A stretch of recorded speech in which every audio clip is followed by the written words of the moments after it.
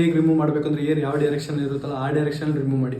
ನೀವು opposite direction ಹೋದ್ರೆ air ಜಾಸ್ತಿ ಬರೋ ಚಾನ್ಸ್ ಇರುತ್ತೆ, ಆದರೆ ಅದರಿಂದ ಏನಾಗೋ ಚಾನ್ಸ್ ಇರುತ್ತೆ, ಬರ್ನ್ ಆಗೋ ಚಾನ್ಸ್ ಇರುತ್ತೆ, ಇಲ್ಲಾಂದ್ರೆ ರೆಡ್ನೆಸ್ ಆಗೋ ಚಾನ್ಸ್ ಇರುತ್ತೆ. ನೀವು ಟ್ರಿಮ್ಮರ್ ಯೂಸ್ ಮಾಡ್ತೀರಾ ಅಂದ್ರೆ ಯಾವತ್ತೂ ಆಪೋಸಿಟ್ ಡೈರೆಕ್ಷನ್ ಹೋಗಿ. ವ್ಯಾಲೆಟ್ ಕ್ಯಾರಿ ಮಾಡೋದು ಎಷ್ಟು ಇಂಪಾರ್ಟೆಂಟ್ ಅಂದರೆ ನೀವು ನೋಟ್ ಹೇಗಾದ್ರೂ ಇಟ್ಕೊಂಡ್ರೆ ಅದು ಟರ್ನ್ ಆಫ್ ಮಾಡೋ ಚಾನ್ಸಸ್ ಇರುತ್ತೆ. ನೀವು ಕುತ್ಕೋಬೇಕಾದ್ರೆ ಬ್ಯಾಕ್ ಪಾಕೆಟಿಂದ ಫ್ರಂಟ್ ಪಾಕೆಟ್ ಹಾಕೊಳ್ಳಿ. ಬ್ಯಾಕ್ ಪಾಕೆಟ್ ಹಾಕೊಂಡ್ರೆ ಏನಾಗುತ್ತೆ ಅಂದರೆ ಹಿಪ್ಪು ಇಂಬ್ಯಾಲೆನ್ಸ್ ಆಗೋ ಚಾನ್ಸ್ ಇರುತ್ತೆ, ಬ್ಯಾಕ್ ಪೇನ್ ಬರೋ ಚಾನ್ಸ್ ಇರುತ್ತೆ. ಒಂದು ಸತಿ ಏನಾಗುತ್ತೆ ಅಂದರೆ ನರ್ವ್ಗೂ ಡ್ಯಾಮೇಜ್ ಆಗೋ ಚಾನ್ಸ್ ಇರುತ್ತೆ. 90% ಪೀಪಲ್ಸ್ ಏನು ಮಾಡ್ತಾರೆ ಅಂದರೆ ಸ್ನಾನ ಮಾಡಿ ಬಂದ ತಕ್ಷಣ ಡಿಯೋಡ್ರೆಂಟ್ ಹಾಕೊಳ್ಳೋದಿಲ್ಲ, ಪರ್ಫ್ಯೂಮ್ ಹಾಕೊಳ್ಳೋದು ಮಾಡ್ತೀರಾ. ಅದ್ರ ಹಿಂದೆನೇ ಬರ್ದಿರುತ್ತೆ ಡ್ರೈ ಆದಮೇಲೆ ಹಾಕೊಳ್ಳಿ ಅಂತ. ನೀವು ಸ್ವೆಟ್ ಇದ್ದಾಗಲೇ ಹಾಕೊಂಡ್ರೆ ಅದೇನಾಗುತ್ತೆ ಅಂದರೆ ತುಂಬ ಹೊತ್ತಿರಲ್ಲ, ಆಮೇಲೆ ಲಾಂಗ್ ಲಾಸ್ಟಿಕ್ ಆಗಿರಲ್ಲ.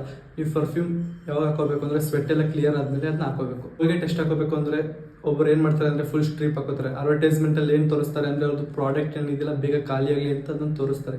ಆದರೆ ಕರೆಕ್ಟಾಗಿ ಎಷ್ಟು ಹಾಕೋಬೇಕು ಅಂದರೆ ಪಿ ಸೈಜ್ ಇರುತ್ತಲ್ಲ ಆ ಸೈಜ್ನ ಹಾಕೋಬೇಕು. ನೀವು ಜಾಸ್ತಿ ಹಾಕೊಂಡ್ರೆ ಏನಾಗುತ್ತೆ ಅಂದರೆ ಎನಾಮಲ್ ನರ್ವ್ ಏನಿದೆಯಲ್ಲ ಅದು ಡ್ಯಾಮೇಜ್ ಆಗೋ ಚಾನ್ಸಸ್ ತುಂಬ ಇರುತ್ತೆ.